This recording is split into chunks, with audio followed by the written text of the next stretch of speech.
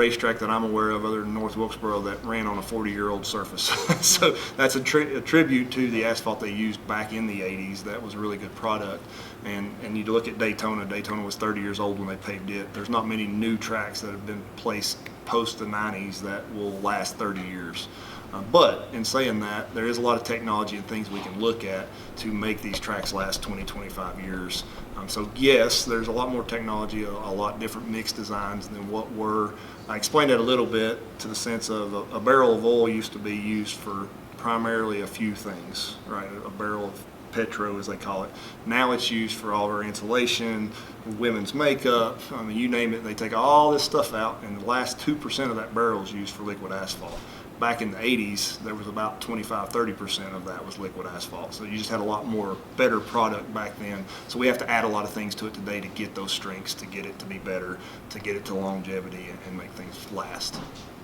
You know, this on how it's going to drive when you get this done, when the cars get on it. No, I wish we had the magic ball that could do that. We would build perfect racetracks every time. If that was the case, we were really detrimental to try to maintain the character that was here before. You know, naturally, the old track was a unique creature. The patch materials we had to use kind of changed the racing for the All-Star race, just because where we had to patch it, the product we used created such grip that they couldn't get off of that area. So it's going to be pretty exciting to see if it goes back to prior to the patch, not necessarily the surface like it was, but the patch materials, and where they were chasing 2 wide, 3 wide coming through there. We feel like that's the case, that it should be back to that, because now the track's got the same grip all the way across. We actually look at mixed designs and whatnot and have changed those mixed designs over the years. Atlanta's a prime example to try to get an older worn track quicker than what used to be, because normally the old homage was when you pave a racetrack 5 to 6 years before you get an aged in racetrack. We were able to achieve in Atlanta a 10% fall off in 1 year, and that was just by changing the actual mixed design and what they put in the surface. How long does it take them to do a paving on a track like this? So just doing a surface, so just actually putting down just that top layer like we did, and the reason for that was to get that character back, because the more layers you take off, the smoother you make it. You take a lot of the bumps and the dips out if you create too many layers. So we wanted to maintain what Wilkesboro was known for, which was a lot of weird geometry around the track. But 2 days we'll have the surface complete. They started yesterday at 8 o'clock, and they'll be done here probably in the next 3 hours.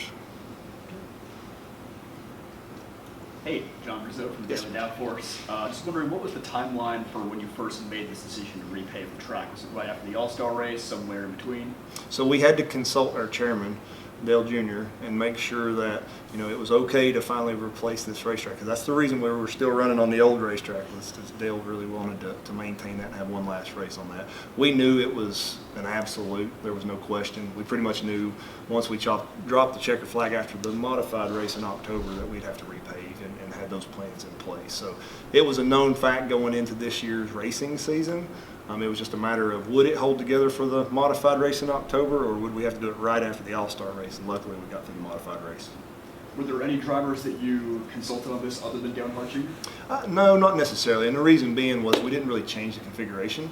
Normally the drivers want a lot more input when we decide to drastically change the configuration or drastically change somehow that the race would be.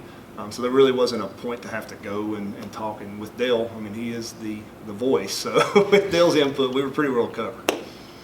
And with how successful the All-Star race was this year, how do you feel about the odds of this track hosting a points race in the near future?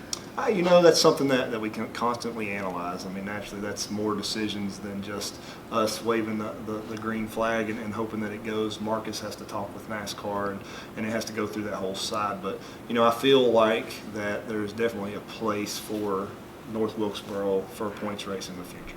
Awesome. Thank you. Yep.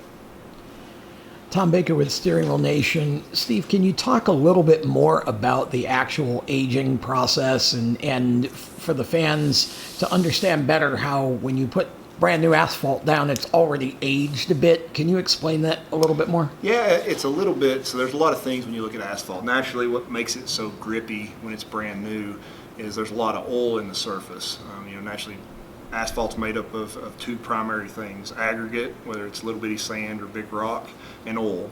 And those two things combined, the oil ends up sitting on the rocks, and that's what you get on the surface. That oil is what gives grip to the rubber, and when it's new, it hasn't oxidized, and that's when you go out and see a brand new race and surface or a parking lot. It's jet black after it's set out for a year and the sun's baked it and UV degradation and there's been a lot of oxidation in the surface. A lot of that oil gets removed. Cars remove it. That's when it starts getting aged and the aggregate becomes exposed, and that oil's been rubbed off the top of that aggregate. The aggregate's what really makes for that aggression or that older racing surface, that makes the tires have fall off, that creates that cheese grater effect, as they call it. And what we try to do is put different aggregate in it to make that more prominent quicker. We can't change the oil. We have to use the same kind of oil because we need that binder to hold everything together to keep it glued up. But we can change the aggregate to make it to be and react more like that cheese grater effect quicker. What is the cost of something like this to repave a track surface? It's in the, this track, it's a 5/8 mile track. It's in the six figures for sure. It's not a cheap, it's what we always say, it is the most important asset of any of our facilities, because without it, the rest of the things make no sense. It doesn't make sense to have a grandstand without a racetrack. It doesn't make sense to have a media center unless there's something out there to watch. So it is our most important asset, and we always take advantage. But yes, it's definitely an expensive adventure. Are there any plans to do anything with pit road or any of the rest of the Luckily, when we redid the rest of the facility before we opened up for the All-Star, we replaced pit road and the entire infield. If you recall, the half on the turn 3 and 4 side of the infield was all grass, and then we paved all that for community use. That way, just like here 2 weeks ago, we had a huge car show, and that asphalt in the infield really made it more viable, really successful to have car show and have nice cars, not parked on grass and maybe mud if it rains, but to have that asphalt in place. So those things were already taken care of. Walls were replaced.